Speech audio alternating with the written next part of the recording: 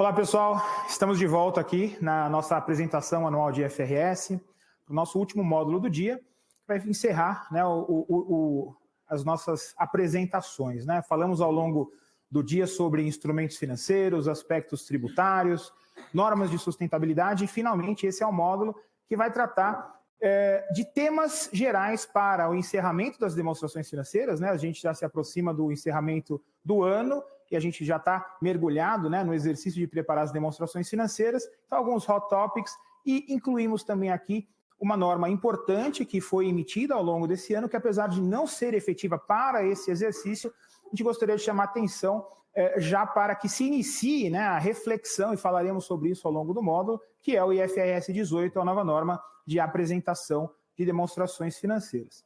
Eu sou Cristiano Santos, sócio do Grupo Técnico e de Capital Markets da PwC. Estou aqui com a Jéssica Vinck, que vai se apresentar. Boa tarde, pessoal. Meu nome é Jéssica Vinck, eu também sou da área técnica da PwC e do Capital Markets. É um prazer estar aqui hoje com vocês e com o pessoal de casa. Espero que tenha sido muito proveitoso as 3 primeiras sessões. Eu e o Cristiano vamos tentar continuar aqui sendo interessantes com esses tópicos que são os hot topics aqui para as demonstrações financeiras e também trazer um pouco do IFRS 18, acho que vai ser uma sessão muito interessante. Valeu a pena esperar por esse final, prometo que vamos aqui manter bem interessante, né, Cris? Com certeza. Teremos a dupla com as corzinhas iguais, nem foi combinado, vai ser muito legal. Prazer estar aqui com vocês. Antes da gente começar, só alguns lembretes, né? Essa sessão está sendo gravada, a gente tem 1h30 de duração, ela foi credenciada no CRC, então para que vocês tenham a pontuação, quem está aqui precisa ficar 75% do tempo e quem está online também, e a gente consegue controlar isso pelo tempo que está conectado e para quem está aqui para uma lista de presenças. Essa gravação vai estar disponível no YouTube, nas redes da PwC. Perguntas, façam as perguntas para quem está aqui pelo QR Code ou também podem levantar a mão. E para quem está online, a gente tem o campo lá das perguntas para poder fazer essas perguntas. Acompanhe a gente nas redes sociais, a gente sempre tem eventos muito interessantes. No final, a gente vai falar um pouco mais sobre um outro evento da PwC, muito interessante, que a gente vai ter na terça que vem. Então, aqui é só relembrando, né? 4ª vez, vocês já ouviram, mas para quem não estava nos outros 3... A audiência rotativa. Tá? Exato, então... Alguém não ouviu? Aqui é como você faz sua pergunta para quem estiver online. Muito bem, então a gente começa com o nosso módulo e vai estar distribuído nas seguintes sessões. A gente vai falar sobre algumas atualizações de normas, né? O IASB, de forma recorrente, vai fazendo pequenas modificações nas normas, né? Introduzindo conceitos e ajustando alguns aspectos que foram observados na aplicação prática. Falaremos também sobre alguns hot topics que foram, sobretudo, pinçados de algumas manifestações do regulador, CVM, sobretudo, em relação ao processo de preparação das demonstrações financeiras. E, finalmente, a gente encerra com uma visão geral sobre a nova norma de reconhecimento de receita, de apresentação das demonstrações financeiras, o IFRS 18, trazendo já alguns aspectos-chave que eu acho que vão ajudar a servir nessa reflexão até o processo de preparação de demonstrações financeiras em si. Acho que é uma boa oportunidade para que a gente repense ou pense de uma maneira bem objetiva sobre como estamos apresentando as nossas informações. Então, começando aqui com o primeiro tema, né? As atualizações em novas normas contábeis. Aqui essa linha do tempo, pessoal, mostra o que a gente tem já efetivo a partir de 2024, né? Os amendments no IAS 1, que tratam da temática de classificação de passivos, circulante e não circulante, em questões específicas, as modificações de IAS 7 e IFRS 7 relacionadas ao tema dos acordos de financiamento com fornecedores, um tema que ganhou bastante relevância ao longo dos últimos tempos, e o Pilar 2, que a gente acabou de discutir. Também existe aqui no pipeline de normas e modificações que estão já emitidas e em fase de preparação para entrar em vigência, né? A falta de permutabilidade de moedas estrangeiras, né? As modificações da norma IAS 21, os amendments do IFRS 9 e, finalmente, lá em 2027, IFRS 18, da apresentação de demonstrações financeiras, e o IFRS 19. Já temos um depois, né? Que fala de informações de subsidiárias sem a responsabilidade pública. Ora, temos pouco tempo e muita coisa no pipeline. Então, a gente pensou para falar com vocês. Alguns já foram tratados, né, como as próprias normas de sustentabilidade, que não estão aqui justamente por não serem temas contábeis. Mas já falamos sobre IFRS 9, falamos um pouco de Pilar 2. Pensamos para falar, né, Jéssica? IAS 7 e IFRS 7.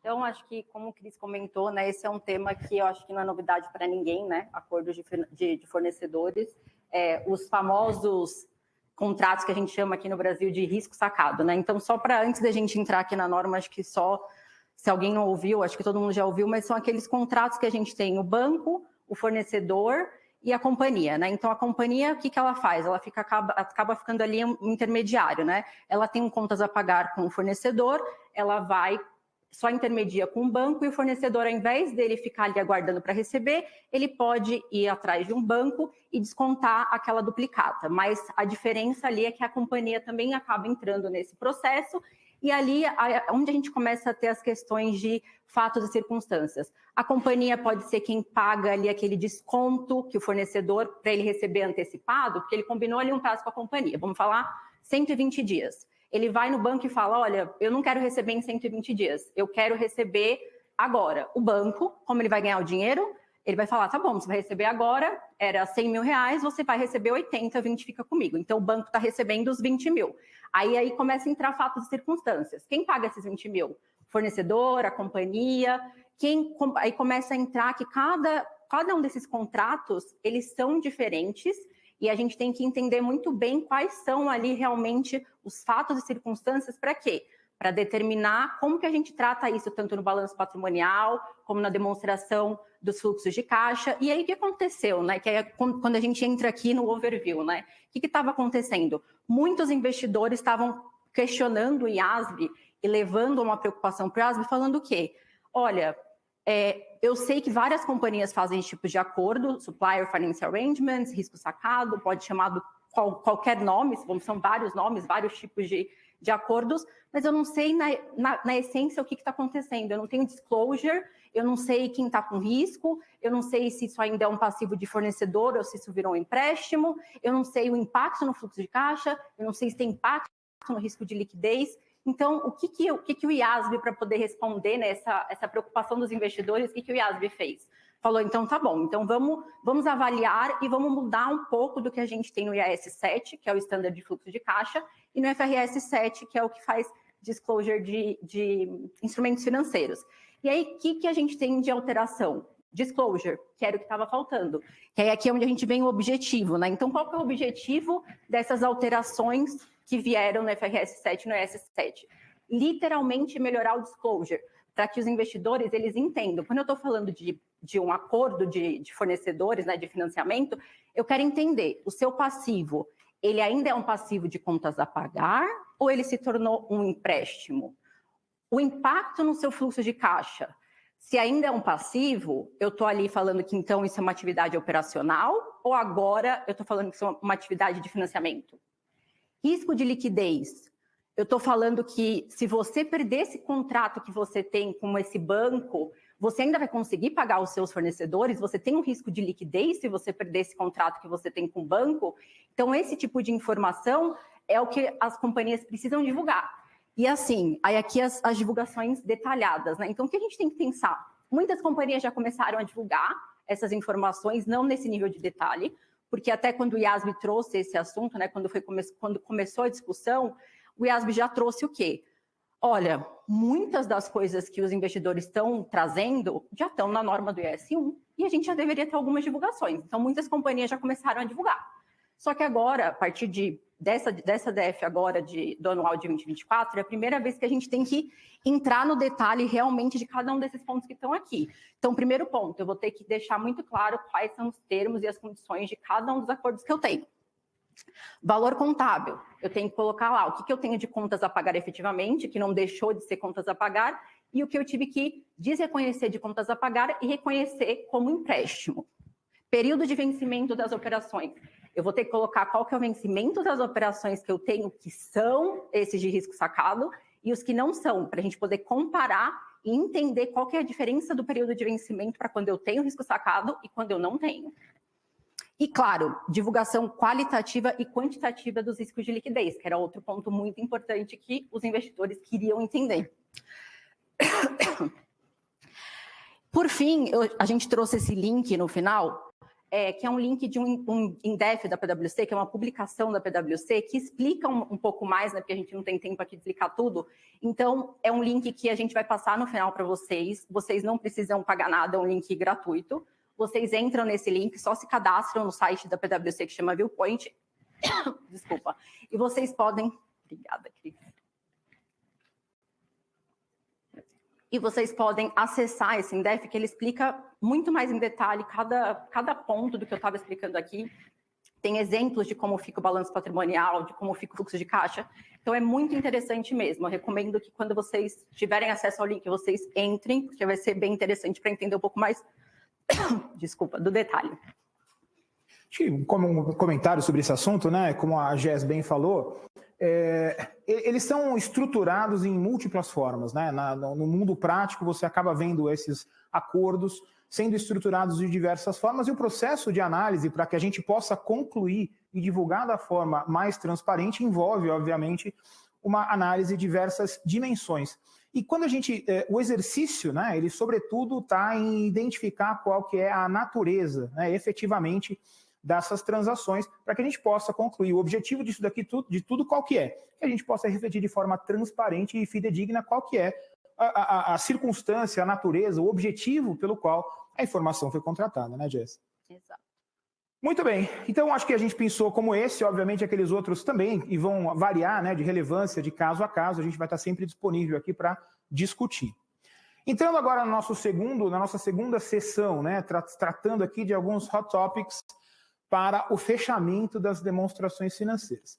Como eu disse na abertura, a gente se inspirou para esse segundo segmento da nossa apresentação nas manifestações que vêm sendo feitas, sobretudo pela CVM, ao longo do tempo, né? Então, a gente geralmente tem aqueles ofícios de encerramento, de preparação de demonstrações financeiras que são emitidos para a CVM, e a gente pegando uma evolução desses comentários ou dessas sugestões, né, ou requisições para observância dos preparadores e também, por que não, dos auditores, a gente selecionou aqui alguns temas principais que a gente gostaria de tratar com vocês. O primeiro deles diz respeito à própria questão da divulgação de notas explicativas, julgamentos críticos, estimativas, né? E o outro vai ser a questão de divulgação de partes relacionadas. Então, entrando aqui na questão de estimativas, julgamentos contábeis críticos, o processo de preparação de demonstrações financeiras, sem dúvida nenhuma, envolve julgamentos. Julgamentos na decisão sobre uma política contábil, julgamentos sobre a conclusão da natureza, né? Acabamos de falar aqui sobre a questão das operações de financiamento junto a fornecedores, então a percepção e julgamento sobre a natureza de uma transação específica, e também envolve pressupostos, né, relativos a incertezas, as chamadas estimativas, que também vão influenciar de forma significativa os números que eu vou acabar colocando nas minhas demonstrações financeiras, na medida que eu vou tirar conclusões a partir de temas que vão ter seu desdobramento final em alguma data no futuro, e eu não consigo hoje determinar de maneira clara qual que vai ser esse desdobramento, né? De uma forma geral, a gente vai se aprofundar em cada um desses temas a seguir, mas qual que é o objetivo dessas divulgações? Claramente é trazer mais transparência para o processo de preparação de demonstrações financeiras. A combinação dos quadros, o balanço patrimonial, demonstração do resultado e assim por diante, e as informações que vêm acompanhadas na nota explicativa são igualmente relevantes para o entendimento da situação daquela entidade para o leitor, né? E a importância, né, são valiosas no processo de tomada de decisão. Eles precisam ter informações relevantes para que eles possam ter as conclusões adequadas. Aqui acho que vale um comentário, né? Porque a gente está falando aqui 24ª apresentação de FRS, eu estou aqui na minha 20ª, então, desde o advento aí dos CPCs, 2010, foi o primeiro ano em que as demonstrações financeiras consolidadas tiveram que ser apresentadas de acordo com os IFRS, né, para fins de arquivamento. Houve uma evolução clara no processo de preparação dessas demonstrações financeiras. A gente, se pegar demonstrações de 15, 13 anos atrás, certamente a gente vai encontrar demonstrações financeiras muito maiores, com notas explicativas muito mais densas, repetitivas, né? E isso fez com que o IASB e também aqui localmente o CPC, através da OCPC 07, se engatasse num movimento de busca por demonstrações financeiras e divulgações mais concisas, objetivas e relevantes, para que a gente deixe de incluir aquelas divulgações que a gente costumeiramente chama de boilerplate, né? Aquelas que eu copio de uma e coloco na outra. Então, cada vez mais a gente tem que colocar informações relevantes. Então, não era incomum eu pegar uma nota explicativa sobre um determinado tema, benefícios a empregados, uma nota gigante e não tinha benefícios a empregados nas demonstrações financeiras. E um julgamento crítico super importante, que era fundamental para o entendimento das demonstrações financeiras, com uma linha de divulgação. Então, esse é o movimento que a gente tem que buscar, cada vez mais adaptar de forma específica para cada uma das entidades aquilo que a gente vai divulgar. Então, mergulhando primeiro no conceito da aplicação do julgamento, né? Então, o que são os julgamentos? Como eu falei na abertura, são julgamentos que são exercidos, né, que envolvem, além das estimativas, eu não preciso só fazer julgamentos no processo de avaliação de estimativas, mas também na aplicação de políticas contábeis, também na conclusão sobre a essência de uma transação específica, né? Então, todos esses tipos de julgamentos estão envolvidos no processo. Por exemplo, reconhecimento de receita, vamos pegar esse daqui é um ótimo, né? Definição em relação a investimentos, controle compartilhado. Preciso entender os fatos, circunstâncias que estão envolvidos em acordo de acionistas e muitas vezes, sobretudo em operações estruturadas, conseguir, a partir dessa depreensão e desses julgamentos, concluir sobre a natureza das transações. Combinações de negócios é um outro tema. Definir qual foi a data efetiva da aquisição, se houve transferência de controle, se era um negócio. Então, há um mar de julgamentos que está envolvido no processo de preparação de demonstrações financeiras. E o que divulgar quando a gente pensa em julgamentos, né? Elas têm que identificar quais são esses julgamentos. Ou seja, o leitor precisa entender quais foram os julgamentos que estavam envolvidos quando da preparação das demonstrações financeiras, para que ele possa entender como que aqueles números acabaram sendo divulgados, né? E elas não podem ser genéricas. Conversa um pouco com aquilo que eu falei sobre as divulgações boilerplate, né? Ou gerais, né? A gente precisa efetivamente trazer divulgações que sejam importantes para o conhecimento. Tem aquele conceito, né? Eu acho que todo mundo aqui conhece, mas nunca é demais reforçar, que você dá destaque nas divulgações de demonstração financeira, de notas explicativas, para um tema que não é importante, é tão ruim e tão pernicioso para as demonstrações financeiras como não dar divulgação a um tema importante, porque você desvia a atenção, o foco do usuário. Então, o regulador está cada vez mais de olho nisso, chama atenção, porque, de fato, é algo que temos que nos preocupar. Fontes de incertezas. Então, além dos julgamentos, muitas vezes eu tenho que tomar decisões sobre a mensuração, a avaliação de itens, envolvendo fatos que vão ter o conhecimento pleno no futuro e que hoje eu preciso, de alguma forma, estimar, decidir e concluir, né? Então, são aquelas que têm um impacto significativo nas demonstrações financeiras, obviamente, e elas podem alterar significativamente os números, sobretudo porque existe um viés também de julgamento, de decisão dentro de uma gama de possibilidades. Isso acontece, por exemplo, em testes de impairment, que, aliás, é um outro tema que o regulador tem cada vez mais se preocupado em monitorar, sobretudo no que diz respeito às divulgações relacionadas a premissas que foram adotadas no cálculo. Mensuração de valor justo, esse é um outro que tem ganho muito destaque nas discussões que eu tenho participado. Vida útil de ativos e valores residuais, parece algo elementar, mas vocês iam se surpreender com a quantidade de discussões envolvendo esse assunto que a gente tem se deparado. E qual que é a preocupação aqui? O leitor da demonstração financeira precisa conhecer quais são esses ativos e passivos que estão nas demonstrações financeiras, quais são os valores envolvidos que estão impactados por estimativas críticas, para que também ele tenha uma noção acerca da potencial variabilidade que esses assuntos podem ganhar.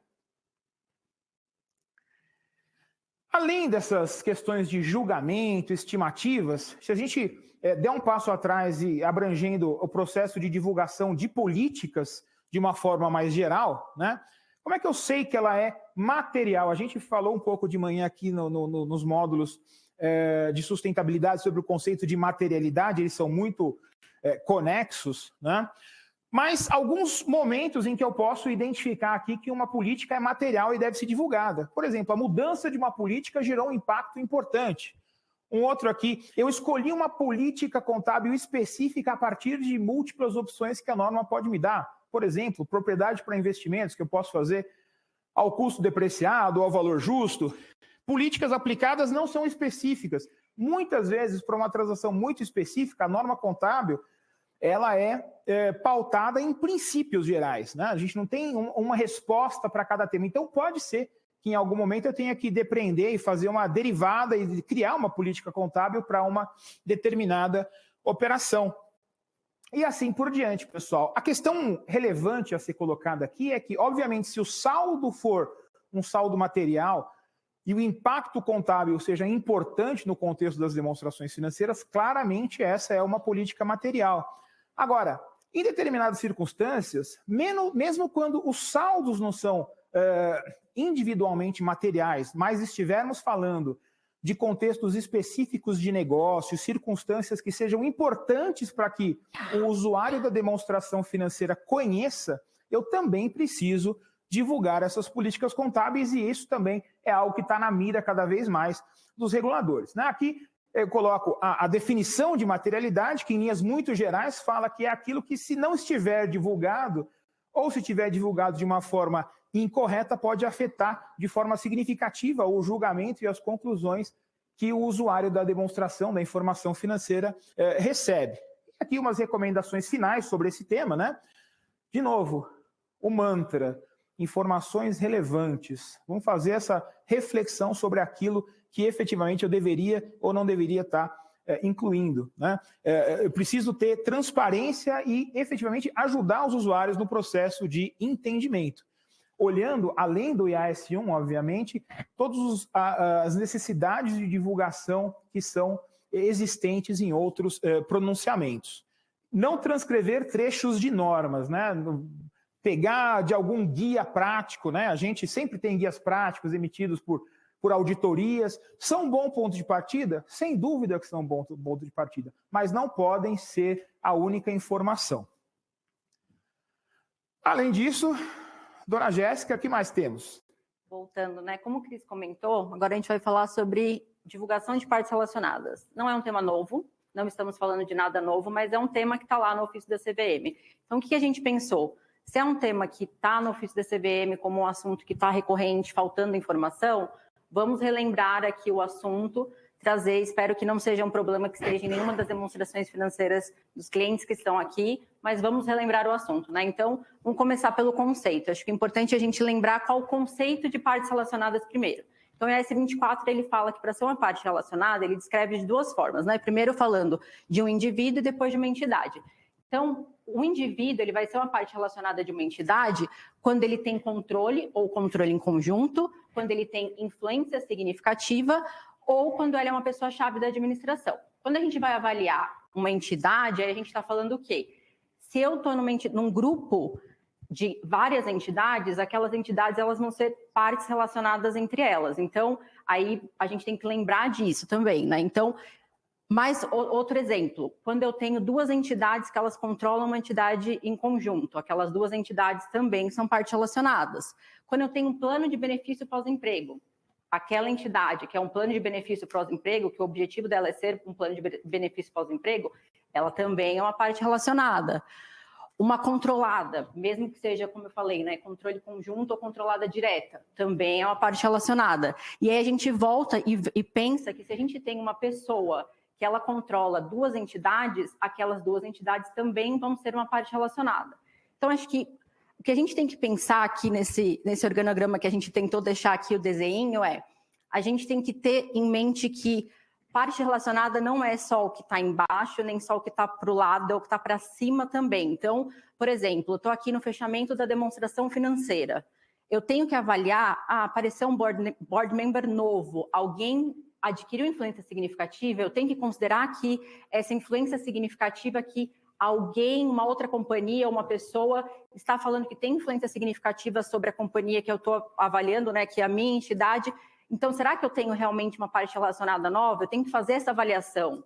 Então, pode ter algumas avaliações que são um pouquinho mais complexas, até mesmo quando a gente está falando de partes relacionadas, porque você não vai olhar só para as entidades que estão abaixo de você. Abaixo, acho que fica mais fácil, a gente sabe, né? Está embaixo, é óbvio que é parte relacionada. Quando a gente fala também de pessoal-chave da administração, é fácil, a gente sabe, tem uma nota específica para isso. Mas e quando você tem que pensar, controle também é mais fácil. Não existe como alguém controlar a entidade e você achar que ela não é uma parte relacionada à sua, mas talvez ali na influência significativa é um pouco mais subjetivo, porque pode ser que a entidade em cima tenha um julgamento e você tenha outro. Então, acho que aqui fica essa mensagem de talvez avaliar essa questão de influência significativa também, para ter essa avaliação do outro lado, de olhar para cima também, não só para baixo, para o lado, mas para cima também. E aí a gente vai para o próximo passo, né, Cris, se você puder. Que agora a gente passamos no passo 1, conseguir identificar adequadamente quais são todas as minhas partes relacionadas, tanto pessoas quanto entidades. Aí a gente vem para o quê? A divulgação. Quando eu consigo identificar quais são minhas partes relacionadas, o segundo ponto é tão importante quanto, né? A divulgação. A divulgação ela tem que ser adequada. Então, como que eu vou fazer a divulgação, né? Então, a divulgação, quando a gente pensa em pessoal-chave da remuneração, tem a nota explicativa específica, que basicamente vai ser divulgar todos os benefícios que aquela pessoa tem, né? Então, benefícios de curto prazo, benefício de longo prazo, plano de ação, tudo que aquela pessoa recebe vai estar lá na nota explicativa. E quando a gente está falando de entidade, tem que ter o tipo de transação, quais são os saldos em aberto, se eu tenho algum tipo de commitment, né, que o nome certo em português, desculpa, algum compromisso que você tenha, mesmo que ainda não tenha ocorrido, você divulga também. Se eu tenho algum tipo de perda estimada, tem que estar divulgado também. Então, o importante que a CVM trouxe também é essa questão de não só a identificação da parte relacionada, mas a divulgação. E aí eu vou trazer de novo a questão da influência significativa, porque quando você tem controle das entidades, é muito mais fácil você obter toda essa informação. Porque você tem controle, então a informação acaba sendo mais fácil, né? Você vai conseguir divulgar tudo mais fácil. Quando é uma questão de influência significativa, talvez você não tenha toda a informação, então você vai precisar fazer por controle de nota fiscal, por controle... Você vai ter que desenvolver um controle, a companhia tem que desenvolver um controle. Então, acaba tendo um pouco mais de trabalho ali, mas tem que ser um trabalho adequado para que você tenha a divulgação adequada. Desculpa. Então, aqui, alguns pontos finais aqui para a gente encerrar esse tema, que, como eu falei, não é um tema novo, mas realmente é um tema que a CVM considerou, então a gente achou que era importante trazer aqui para vocês. Quando a gente está falando de partes relacionadas, a gente tem que ter em mente que a gente está falando de controle, a gente está falando de influência significativa, essas são as palavras-chave, e como eu falei, não é só olhar para quem está embaixo e quem está do lado, a gente tem que avaliar quem está em cima também, a gente tem que lembrar que a gente está falando de pessoal-chave da administração, a gente tem que lembrar que tem a questão do plano de benefícios pós-emprego, então se a gente está falando que tem uma entidade que é a que faz a administração do plano de benefícios pós-emprego, ela também é uma parte relacionada. Se eu tenho um membro também, se tem uma pessoa, né, ela também vai ser uma parte relacionada.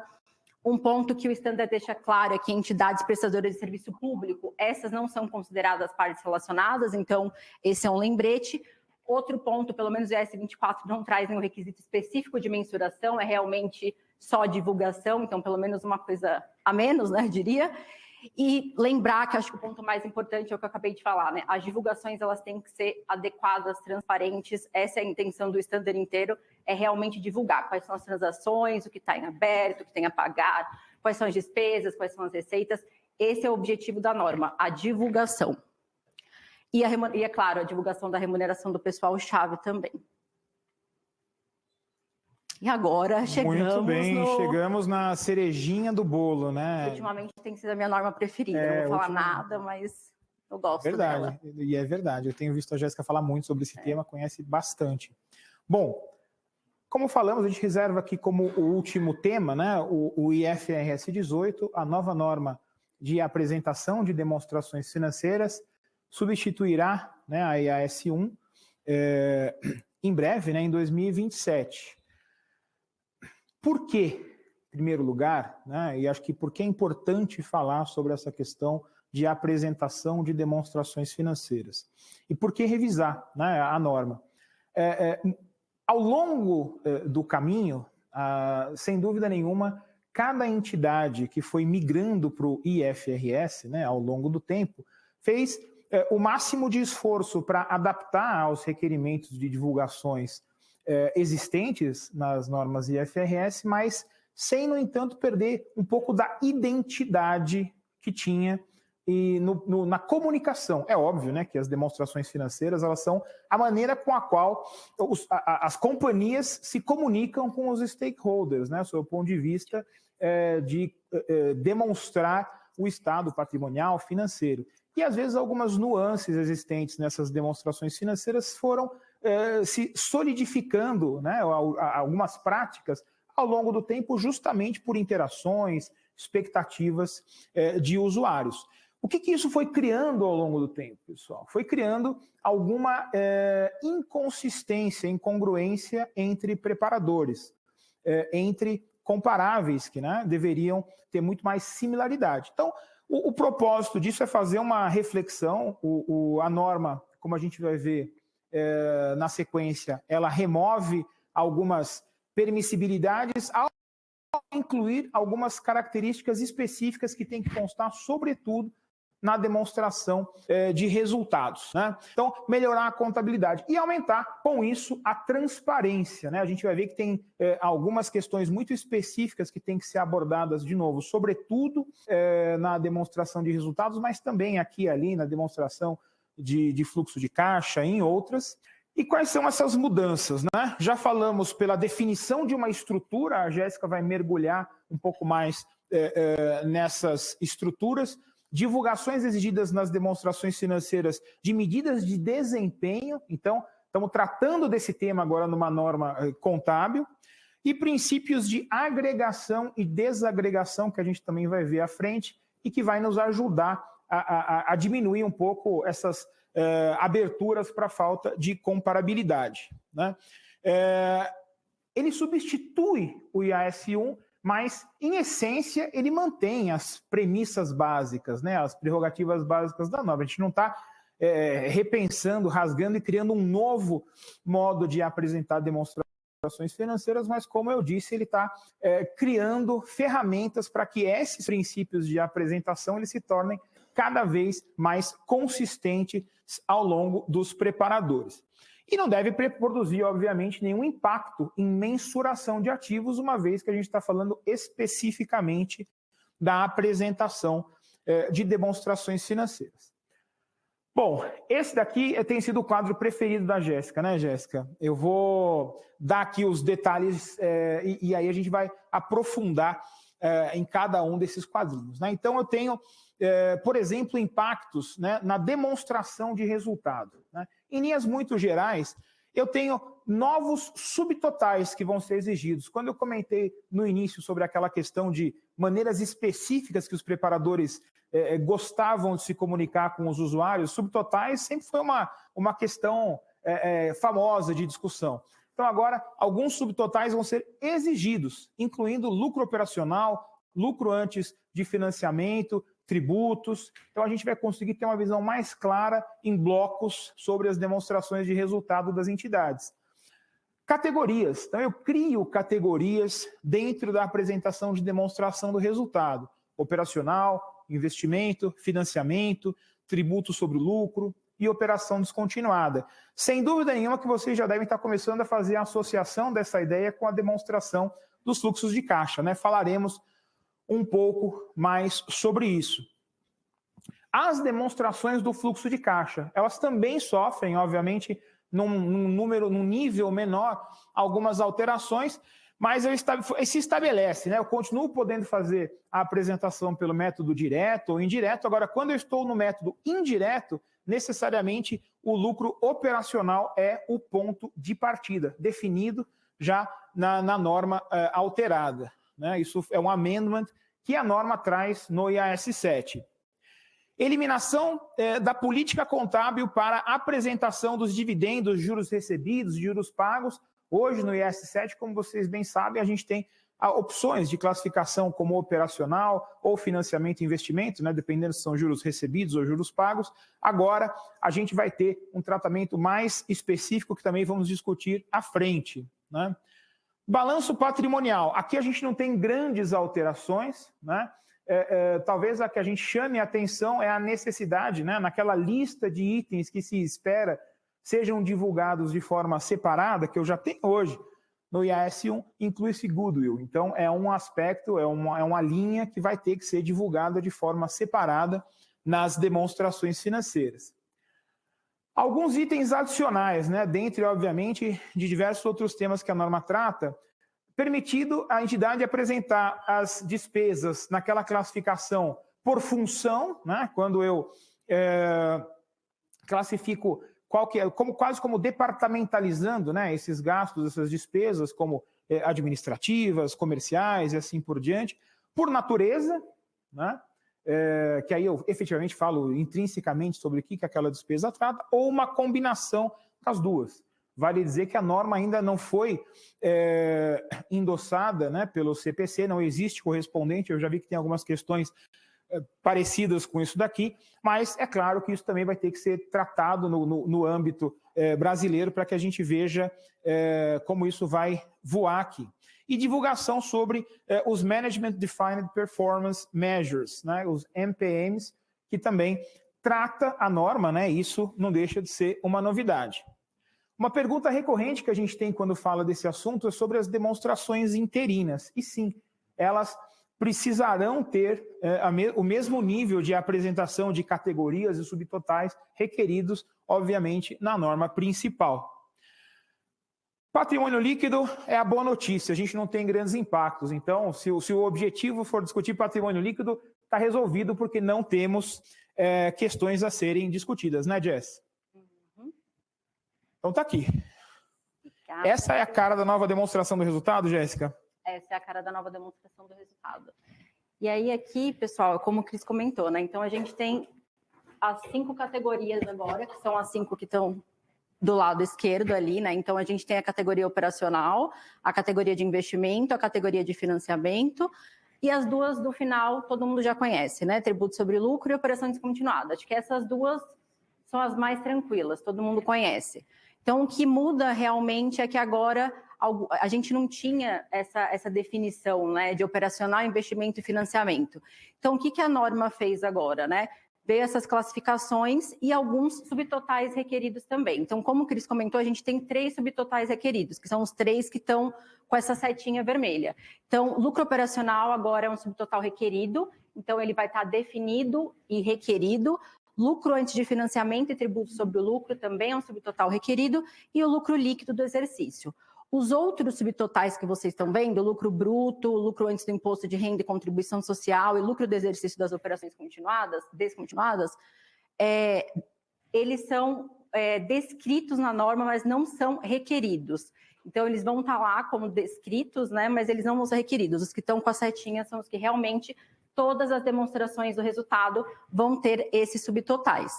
E aí, se você puder passar para o próximo, Cris, porque aí eu vou explicar melhor essas 3 categorias novas que a gente não conhece, né? São as novas. Então, a categoria operacional, se a gente for pensar, ela acaba sendo uma categoria residual. Ela não tem uma definição no FRS 18, o FRS 18 não fala. A categoria operacional é aquela que você vai colocar as receitas e despesas operacionais. Não tem essa definição no FRS 18. Então, o que acaba entrando na categoria operacional? O que não entra na categoria de investimento e na categoria de financiamento.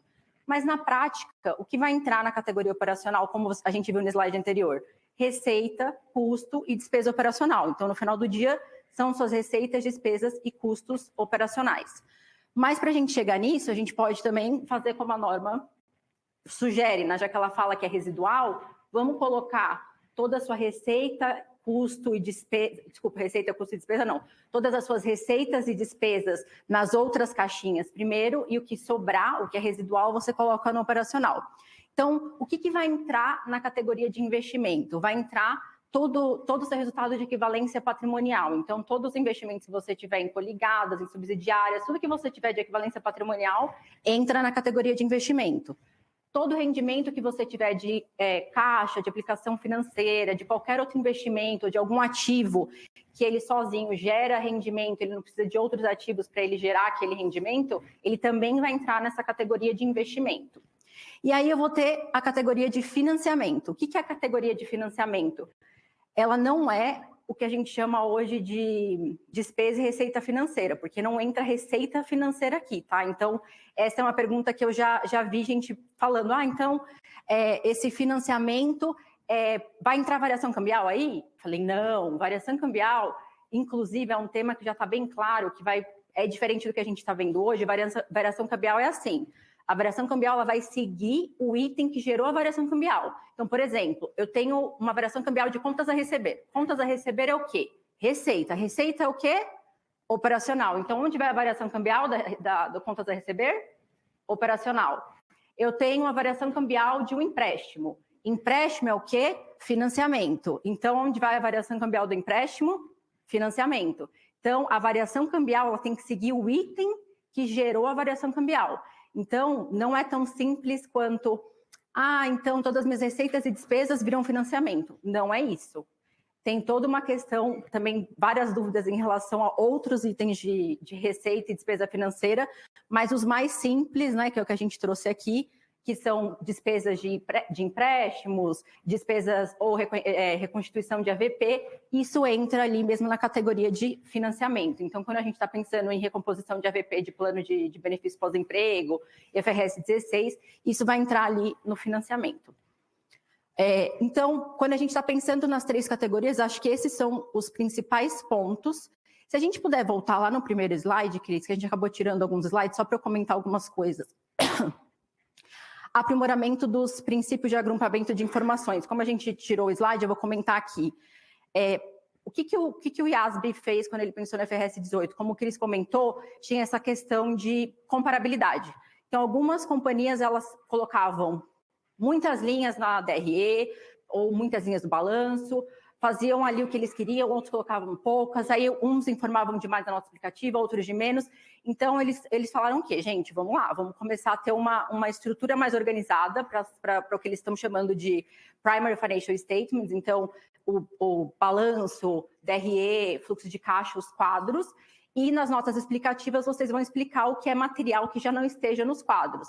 Então, quando a gente está falando da agregação e desagregação, é nesse sentido.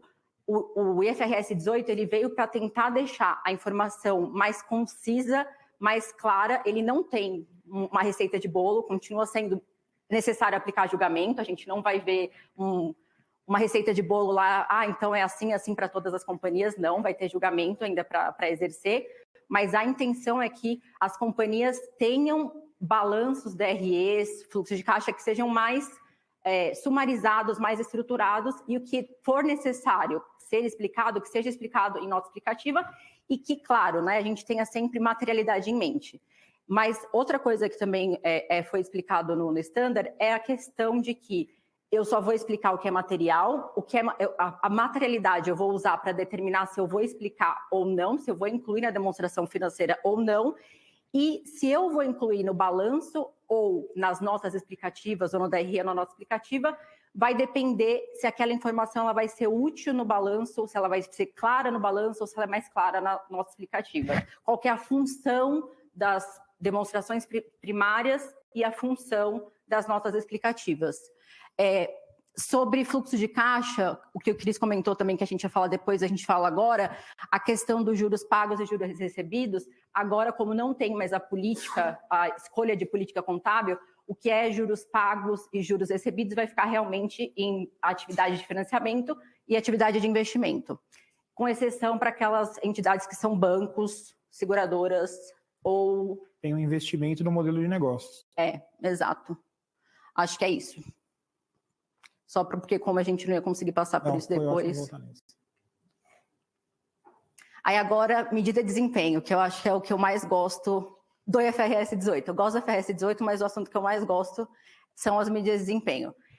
Primeira coisa que eu queria falar de medida de desempenho é o seguinte: quando eu li, não lembro nem se eu li ou se alguém me falou, enfim, a primeira coisa que veio na minha cabeça foi: nossa, que legal, então agora todas as non-GAAP measures vão entrar na demonstração financeira. Não sei se todo mundo conhece esse termo, né? Non-GAAP measures são aquelas informações non-GAAP, tudo aquilo que normalmente, né, a companhia inclui no relatório da administração, todas aquelas informações que não estão na demonstração financeira, mas que normalmente é o que a administração quer comunicar para o mercado. Quando eu ouvi medida de desempenho definida pela administração, vai entrar na demonstração financeira, eu entendi que era isso. Eu falei, nossa, então agora todas as non-GAPs vão estar na ADF, como que vai ser isso? Eu, auditora, né? Como que vai ser isso? Nossa, fiquei assim, querendo entender como que era e fui ler, fui entender, comecei a assistir o webcast do IASB para entender melhor, e foi aí que eu percebi que não é bem assim. Se a gente vê esse primeiro laranjinha que a gente deixou aqui, ele fala o quê? Que medida de desempenho, de acordo com o IFRS 18, que vai entrar na demonstração financeira, são aquelas que partem de um subtotal de receitas e despesas. Então, na verdade, MPM, ou medida de desempenho, para fins de IFRS 18, vão ser só aquelas que partem da demonstração do resultado. Ou seja, se tem alguma medida de desempenho que parte de balanço patrimonial, de fluxo de caixa, de DMPL, não é medida de desempenho de acordo com o IFRS 18. A companhia continua divulgando no relatório da administração, continua divulgando, continua usando, mas não traz para a demonstração financeira. Isso é um ponto relevante, importante, porque isso vai definir, né, se vocês vão trazer isso para a demonstração financeira ou não. Então, partiu de uma linha da DRE, é medida de desempenho de acordo com o IFRS 18, se cumprir esses outros 3 pontos que eu vou explicar agora. Partiu de alguma linha do balanço, do fluxo de caixa, da DMPL, não é medida de desempenho conforme o IFRS 18, já pode pôr um xizinho lá, continua no seu relatório da administração, continua nas comunicações, mas não entra no escopo do IFRS 18. E aí, até o IASB teve não lembro nem qual das reuniões que eu estava assistindo, que o IASB até foi questionado, né? Porque lembra o que o Cris comentou?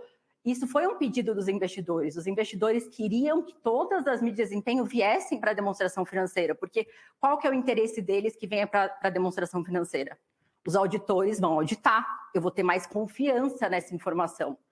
E aí, a resposta do IASB foi: para eu realmente falar que vocês precisam trazer, que as companhias precisam trazer todas as medidas de desempenho para a demonstração financeira, eu precisaria mudar vários estándares, não seria só o IAS 1 para o IFRS 18, eu teria que mudar o IAS 7, que é o de fluxo de caixa, porque aí eu iria falar que as medidas de desempenho que partem do fluxo de caixa também vão entrar. Então, não seria só um estándar. Então, nesse webcast que eu assisti, o que o representante do IASB falou foi: talvez, ele não se comprometeu, talvez a gente mude, e se a gente for mudar, o primeiro vai ser o IAS 7. Então, talvez venha alguma coisa nova por aí, mas não espero que venha nada nos próximos 3 anos. Nunca se sabe, né? Aí ano que vem aparece alguma coisa, vocês vão mandar mensagem: você falou que não ia vir nada em 3 anos. Enfim, não sei, não foi uma promessa não lembro quem falou isso, mas enfim.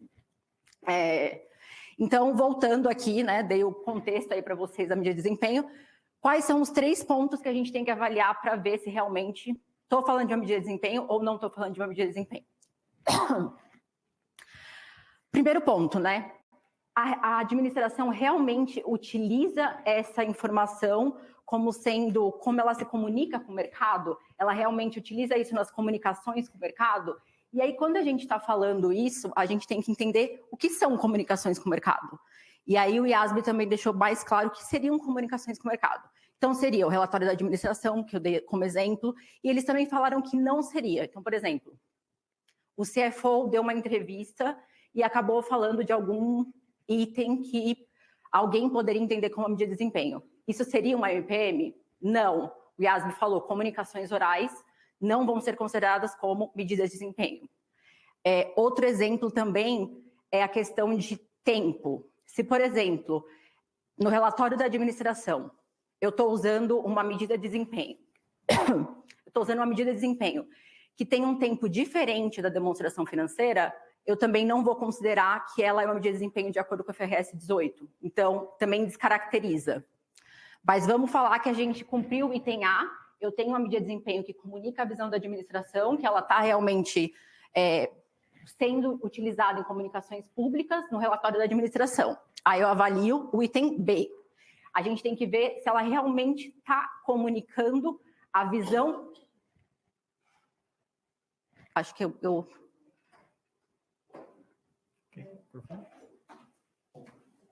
Vou aproveitar para beber água. Obrigada, Wagner.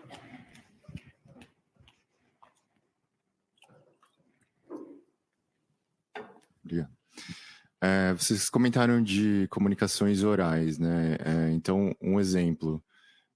Se num call com investidores, o CFO apresenta uma medida, não uma MPM, mas ela não consta na apresentação, né, no PowerPoint, alguma coisa assim. Ela é considerada uma comunicação oral ou não?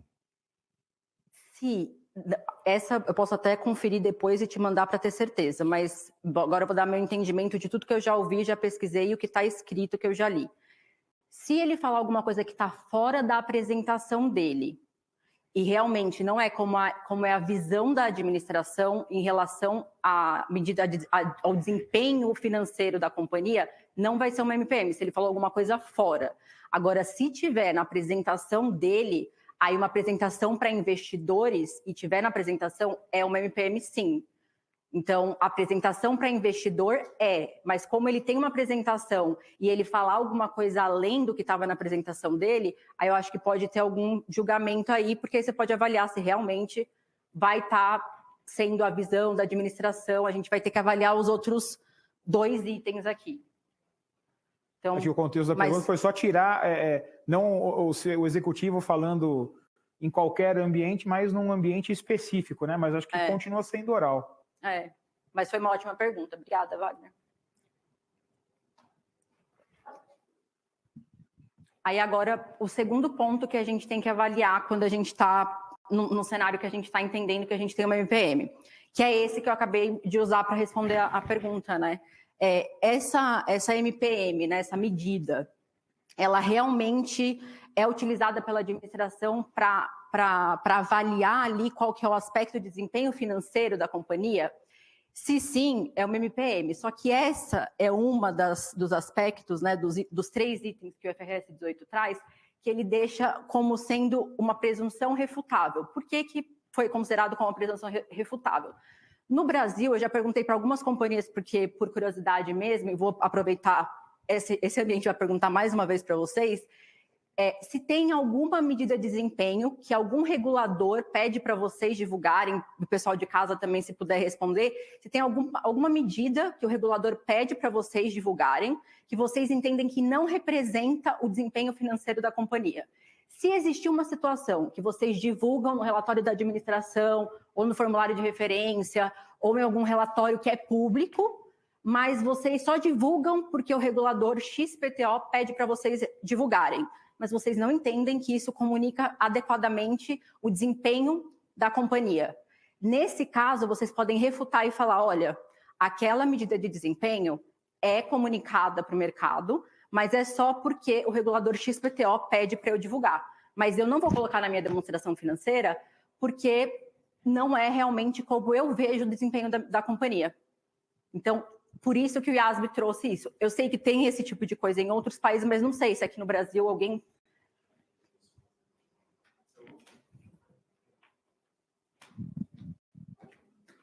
Na verdade, 2 perguntas. Tem o FRS pós, né? Pós-FRS 16. O mercado hoje, a gente vê nos press releases, as companhias usam o pré, né? E o mercado vem cobrando cada vez mais. Então, o pós acaba sendo uma métrica contábil. Tem essa discussão, então não sei como ficaria aqui, uma pergunta. E aproveitando uma pergunta, já que eu peguei o microfone, desconto de recebíveis ficaria no operacional também pelo raciocínio, né? Isso o AVP do recebível, né? Isso é uma mudança relevante. Não AVP, o desconto, o valor do desconto, né? Desconto de recebível... porque quando você vende recebível para o banco e o efeito... O deságio que você... Esse eu acho que é mais não sei se é financeiro, porque na prática ele deriva de uma transação de financiamento, né? Não sei se a avaliação, por exemplo, se foi uma operação com ou sem direito de regresso, pode fazer diferença nessa discussão, mas se houver direito de regresso, certamente é uma operação de financiamento. Mas a gente já conversou com outra auditoria e para eles estava super claro que era operacional. Para mim não está super claro. Para mim também não. Acho que a gente tem que olhar as circunstâncias específicas. Essa pergunta eu ainda não avaliei. Não teve ninguém que me fez essa pergunta, então não tenho uma resposta. Mas anota para mim, Paulo, quero ver essa. Faz super diferença no operacional, né? Muito relevante. Mas a natureza da transação me parece mais de financiamento do que de operacional. Sobretudo nessas questões de regresso e não regresso. Mas eu acho que é um ponto interessante. E acho que questões como essas vão surgir. Né, naturalmente. Mas eu acho que, de novo, se a ideia é a gente refletir a essência, a natureza da transação, aí existe seguramente uma operação de financiamento. E a métrica pós-FRS 16, que é uma métrica para mercado financeiro, investidor, ela é menos usada do que a pré, que acaba sendo uma métrica non-gap, né? Tem no relatório da administração, porque os investidores... essa é uma complicada, porque essa não é um regulador que pede. O FRS 18 fala que você pode excluir uma medida de desempenho que seja com base no resultado, mas que você fale que não é o desempenho da administração, que não é o desempenho da companhia, porque é um regulador que te pede. Essa é o mercado que te pede. Então, essa eu acho que você teria que trazer para a demonstração financeira mesmo. Vai ter discussão, com certeza. Porque no final do dia... Vamos lembrar por que começou o FRS 18. Porque o investidor queria que as medidas de desempenho estivessem na demonstração financeira para que o auditor auditasse essa informação ficasse mais assertiva, né? Então, acho que essa entraria.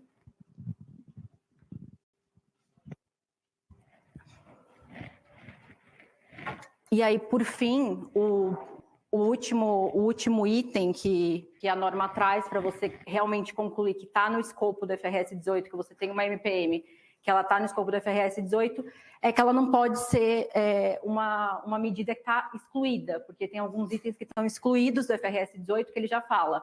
Esses itens estão excluídos do FRS 18, como MPM, você não precisa divulgar esses itens específicos como FRS 18, que são lucro prejuízo bruto, porque já é um subtotal especificado. Lembra quando eu estava mostrando a DRE, eu falei, esses são os subtotais especificados, então já está lá lucro prejuízo operacional antes da depreciação, amortização e impairment, ou lucro prejuízo antes dos impostos sobre a renda. E também se tiver alguma definição contábil já sobre aquele item. Se ele é contábil, ele não é uma medida de desempenho não contábil. Então, esses são os pontos que a gente tem que avaliar. E aqui, acho que o grande lembrete, como eu falei no começo, né, eu sou da área técnica, mas eu também sou da área de capital markets. Quando a gente faz oferta, tem um processo que a gente faz que é dar conforto. Mas o ponto que eu quero falar aqui é assim, eu estou muito acostumada a ver o seguinte, várias companhias têm várias non-gap measures no FRE, no relatório da administração, e quando chega a hora da oferta, a gente tem que revisar todas essas informações para poder dar esse conforto. E aí, nesse processo, a gente vê que muitas dessas informações, elas vêm nem sempre do contábil. Acaba que alguém lá do departamento de relação com investidores pegou com alguém do RH, que pegou com alguém do contas a pagar e que passou por alguém e que não está exatamente como está no contábil. Então, assim, se preparem. Eu acho que, sinceramente, se eu fosse... Não tem como ter certeza do que vai dar mais trabalho, mas eu acho que DRE... fazer toda essa classificação que a gente falou, mudar a classificação e essa questão das MPMs vai dar bastante trabalho, porque não vai ser tão simples quanto vou pegar meu relatório da administração que tiver lá e vou trazer para a demonstração financeira. Não vai ser tão simples quanto isso, não somente pelo que eu estou falando de as informações vão ter que estar mais assertivas, porque agora elas vão ter que ser auditadas, né, porque vai estar na demonstração financeira, mas porque tem muito mais explicações, que é o que a gente vai entrar agora no próximo slide.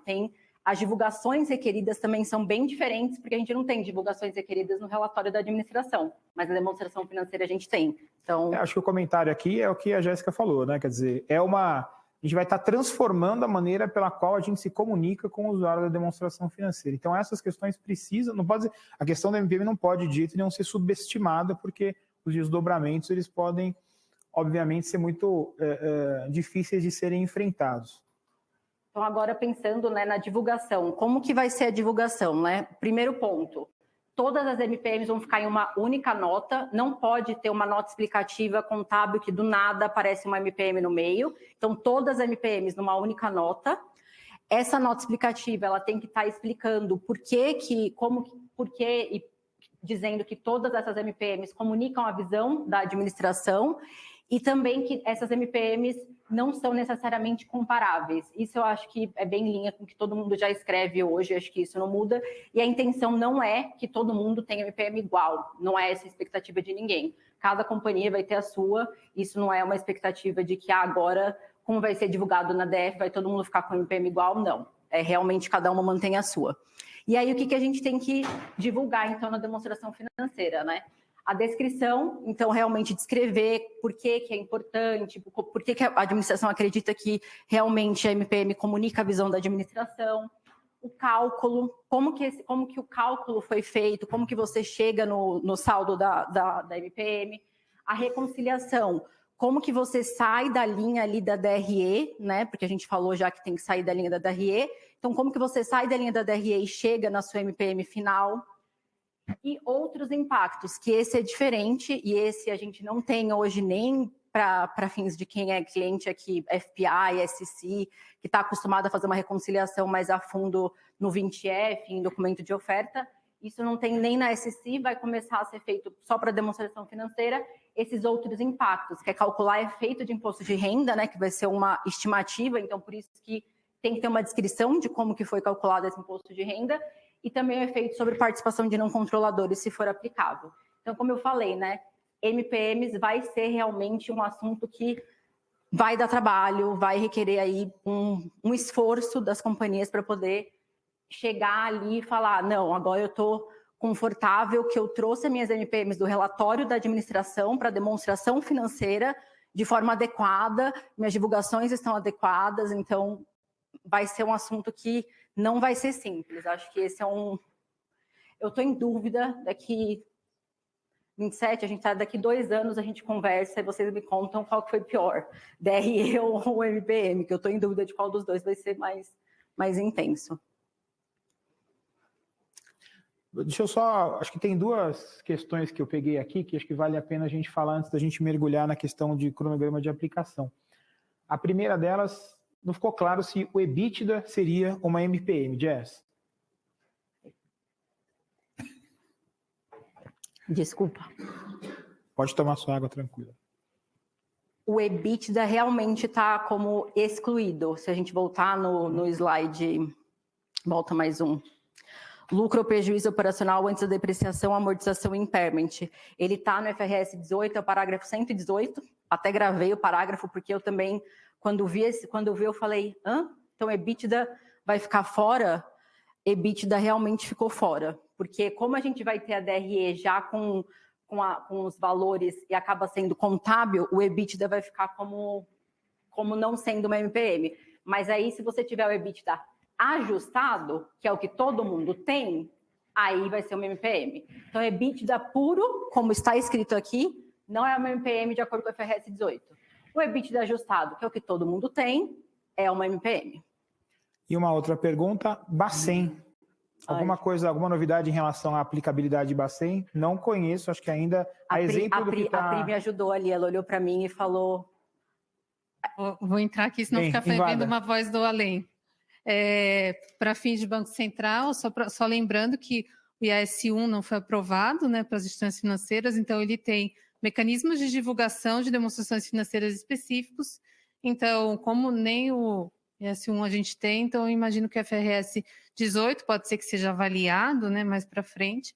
Então, para fins de Bacen, quando você está fazendo a societária Bacen, não estaria aplicável ainda, tá? Mas o IAS-1 também não é. Então, hoje em dia, só se aplica, de acordo com o IAS-1, aquelas companhias em que aplicam full IFRS mesmo, né? E aí elas divulgam por outras questões.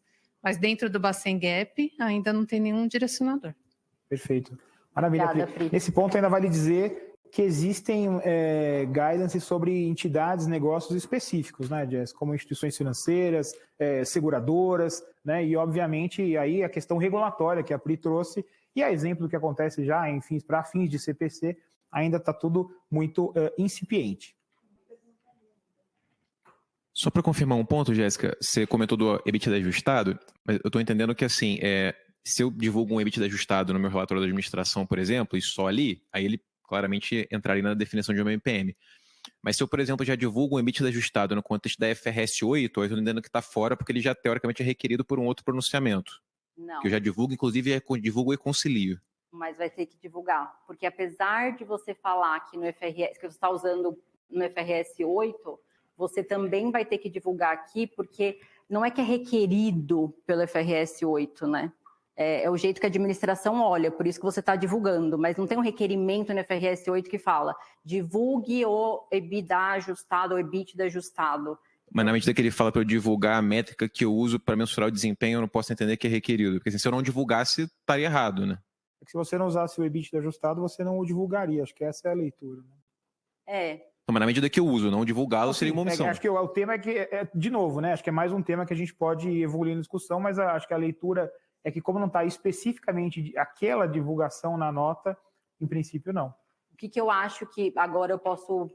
É uma ótima pergunta, eu tenho outras companhias que vão estar na mesma situação, que eu acho que vai acontecer o seguinte, você vai ter que incluir o EBITDA ajustado nessa única nota explicativa e na sua nota lá de operação por segmento, você vai linkar para essa outra nota, porque no IFRS 18 tem divulgações adicionais que você não tem hoje. Por exemplo, aquelas informações adicionais de tax e de participação de não controladores. E outras informações que pode ter mais detalhezinhos lá na norma. Então, acho que você vai deixar lá naquela nota e na outra nota você vai linkar para a única nota que tem todas as MPMs. Eu acho que é isso que vai acontecer na prática. Mas eu vou acabar tendo que ter nas duas se for esse o entendimento final, porque por segmento eu ainda quebro. Na FRS 18 eu vou mostrar uma visão consolidada. Então me parece que ficaria muito repetitivo. Por isso que na minha primeira leitura eu tinha entendido que ele estava requerido. Mas se há essa dúvida se ele é requerido, que a minha leitura foi, quando eu li a FRS 8, se eu não divulgasse isso aqui, eu teria uma omissão. Então assim, ele é requerido em alguma instância. Me pareceu muito repetitivo ficar nas duas. Não, acho que é uma boa pergunta sob o ponto de vista de interpretação. Tá vendo? Por isso que eu adoro essa norma, porque tem várias perguntas. A gente tem bastante movimento até 2027 ainda. E acho que isso só reforça a mensagem principal do módulo, que é justamente antecipar esse tipo de discussão para que isso não aconteça, né, lá na frente. Eu não tenho certeza, mas como eu te atendo, eu vou descobrir. Obrigado. Bora, Jéssica, cronograma. Então, agora falando do cronograma da norma, né? Então, a norma foi publicada em abril de 2024, então, vigência, né? Vai ser 1º de janeiro de 27. Então, a gente está aqui agora nesse momento, né? Período de implementação, período de perguntas, período de começar a entender a norma e realmente questionar. Tem muito material, o próximo slide a gente tem alguns links que depois vão para vocês também. Eu tenho várias dúvidas, eu não tenho quase nada de respostas aqui, mas eu acho que esse é o momento, agora é a hora de a gente ter dúvidas, realmente tentar entender e procurar as respostas. Porque se a gente esperar para começar a ter as dúvidas lá em 27, aí vai dar problema. Então agora é a hora de ter as dúvidas, agora é a hora de tentar entender onde a gente está. Então, agora pensando aqui na implementação, né? A vigência vai ser 1º de janeiro de 27, mas a norma ela requer um período comparativo. Então, o primeiro período comparativo vai ser janeiro de 26 para anual. A primeira demonstração financeira que vai ser divulgada de acordo com a FRS 18, na verdade, vai acabar sendo as demonstrações financeiras interinas em março de 27. Também vai ser requerido um período comparativo. Então, eu vou ter março de 26 para demonstração financeira interina, período comparativo. Ponto importante, né, aquele quadrinho rosa que a gente colocou ali. O que tem no FRS 18? O FRS 18 ele fala o quê? Que no ano de adoção, vocês vão ter que fazer uma reconciliação do período comparativo entre como seria a minha DRE no IAS1 e como é minha DRE comparativa no FRS 18. Então, tem mais um to-do aí, além de tudo que vai estar aí que a gente foi falando, ainda tem essa reconciliação que precisa ser feita. E essa reconciliação também se aplica para a demonstração financeira interina. Então, podemos anotar aí mais esse to-dozinho aí que vai ser requerido. Nesse slide, eu também gosto de fazer um ratatá para a gente lembrar aqui de pontos importantes, porque quando eu olho para isso, algumas pessoas podem pensar, gente, ainda estamos em 24, eu tenho 2 anos aí, final de 24, dá tempo, eu vou pensar nisso lá na frente. Mas olha, nesse tempo que a gente está aqui falando, olha quantas perguntas vieram, eu estou em grupos de trabalho e algumas dessas perguntas eu não ouvi, eu não pensei. Então, assim, pensa o tanto de perguntas que ainda vão surgir quando vocês começarem a olhar isso na prática. E não vão ser as mesmas perguntas. Cada entidade vai ter uma pergunta diferente, cada segmento vai ter uma pergunta diferente, vai ter muita coisa que vocês só vão perceber quando vocês começarem. A gente não está falando de pegar a demonstração financeira em Word e alterar a DRE. Não, a gente está falando de mudança de processo, de mudança de controle. Para FPI, a gente está falando de SOX, a gente está falando de pegar as MPMs lá do seu relatório da administração, que hoje são feitas de uma forma, e trazer para dentro da demonstração financeira que vai ser auditada. Então, assim, não pensem que o FRS 18 vai ser tranquilo, que vai ser, em 27 eu penso nisso. Não façam isso, comecem a pensar nisso agora, se planejem, dá tempo ainda de se planejar, de pensar, de entender, de começar a ver quais são as dúvidas, de discutir. Tem muito material, a gente está aqui à disposição também, eu e o Cris, a gente está realmente mergulhando, engajado nessa norma, né? Então, a ideia é que a gente possa também aí contribuir, né, quando a gente está falando dessa norma, porque realmente tem muitos assuntos. Aqui ainda não vejo essa pergunta, mas muitas pessoas também perguntam, e covenants, como que fica? Eu tenho covenants que estão de acordo com a DRE hoje, e aí? E aí? A gente também não tem a resposta. Provavelmente vai ter que ter uma discussão com a contraparte, que se for um banco, para discutir e falar, olha, banco, mudou a norma contábil e agora a gente vai precisar rever, porque vai mudar aqui. Então, tem muita coisa. E vocês só vão perceber conforme vocês forem fazendo, porque aí vocês vão identificando quais são as novidades do dia, quais são os problemas, quais são as questões que vão ter que ser realmente ali discutidas. Não tem aqui como a gente trazer tudo, porque cada coisa vai ser aplicável para uma companhia, não vai ser aplicável para outra. Então, acho que, se eu for pensar aqui, acho que mensagem... E de novo, né? Sem querer ser repetitivo, mas é da maneira com a qual a companhia meio que se comunica, né? Mostra, apresenta as informações. Igualmente importante quando a gente tinha standards que falam sobre mensuração, só que aqui acho que tem um grau a mais de importância, porque isso pode transformar discussões, enfim, como o que a gente apresenta em termos de medidas de desempenho e agregação das informações da demonstração do resultado e aí por diante. Aqui é o que eu comentei com vocês.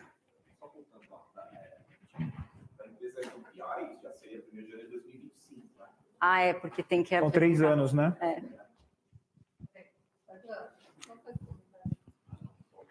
O pessoal de casa escutar. Porque tem as empresas que são listadas na SEC têm que apresentar 3 anos de resultado, sim. Exato. E aqui é o que eu tinha comentado, né, com vocês, que a gente vai mandar um e-mail, né, Pri, no final com os links de agradecimento.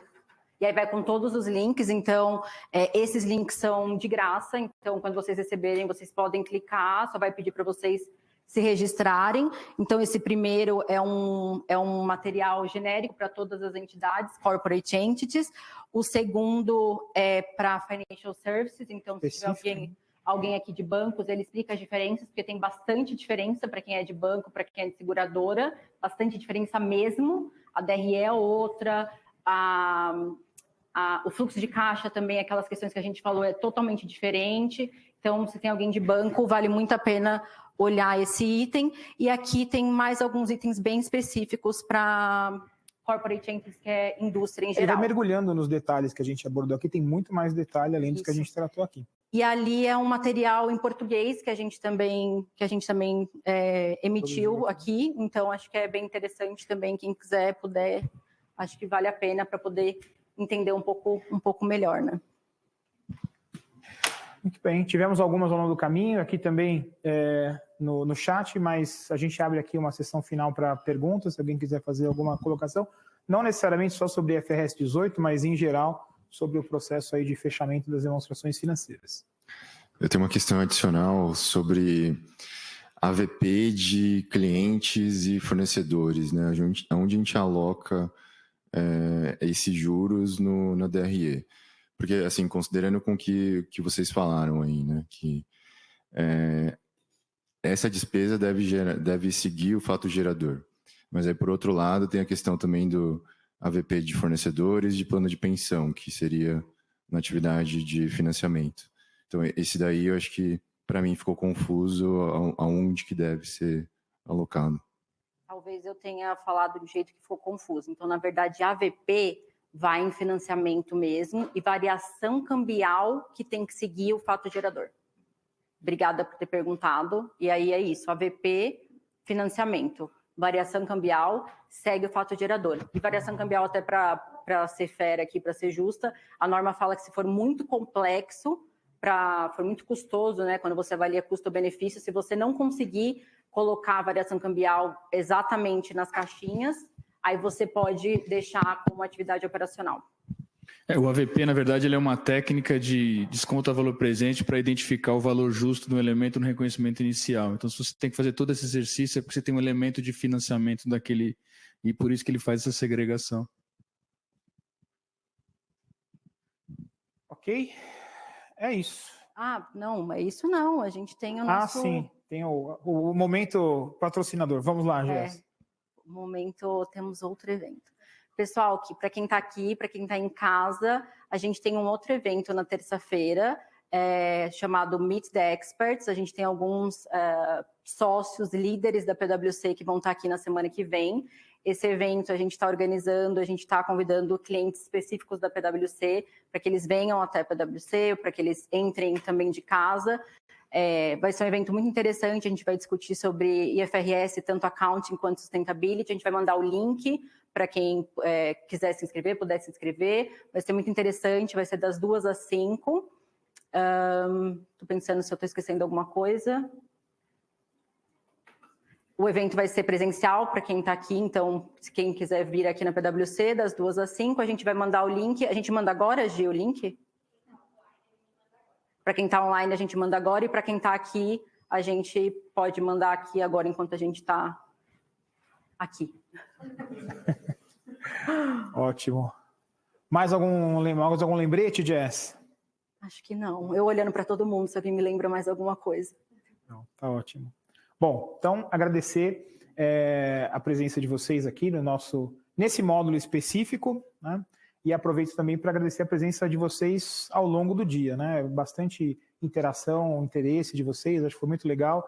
E também com o pessoal que está em casa, como diz a Jess, nas interações e nas perguntas, né? Talvez alguma pergunta que a gente não tenha conseguido pensar para responder, a gente vai, como a Priscila falou de manhã, endereçá-las, né, ao longo dos próximos dias. E com isso a gente se despede, agradece e nos vemos no próximo ano na nossa apresentação anual de IFRS. Obrigado, pessoal.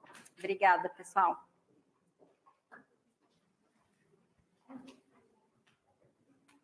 Cortou? E para quem está aqui... já cortou, Pri, ou não? O som? Isso, está aqui, ó.